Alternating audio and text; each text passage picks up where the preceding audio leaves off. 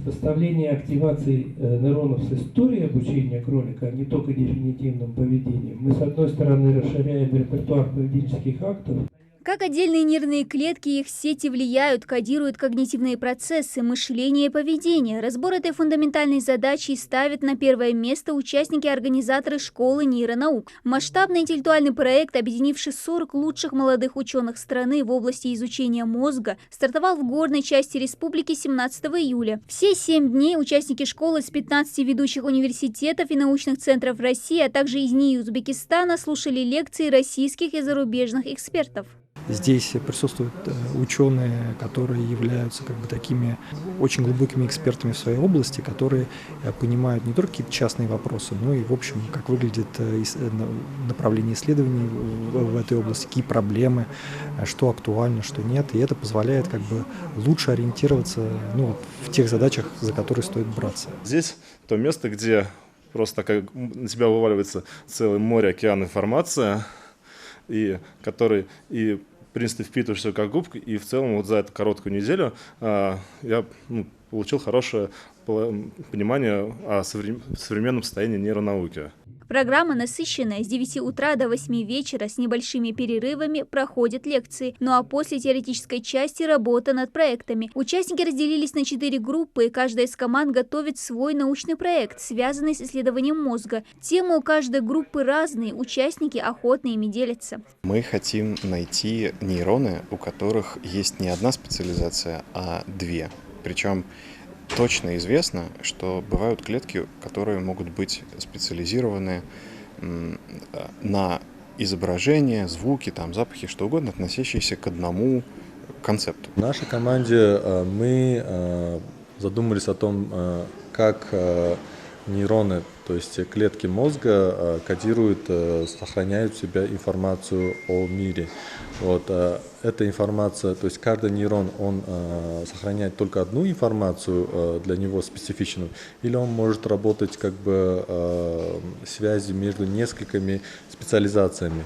Лучшие из 4 проектов, одобренных экспертами, получит грант для дальнейших исследований. В прошлом году, по словам Тагира Аушева, они в рамках школы нейронаук одобрили 4 интересных работы. По инициативе нашего земляка форум проходит в Ингушетии. Школа нейронаук, проект программы «Мозг» Центра перспективных междисциплинарных исследований «Идея» проводится уже 2-й год подряд совместно с Институтом перспективных исследований МГУ имени Ломоносова. В прошлом году он проходил в Сочи. Это первый опыт, положительный опыт для республики в организации таких мероприятий. Я надеюсь, что это дальше будет продолжаться и в других отраслях научных, не только в нейросайенс, который мы в этот раз проводили, но и в других областях науки. Все прошло, на мой взгляд, на достаточно высоком организационном уровне.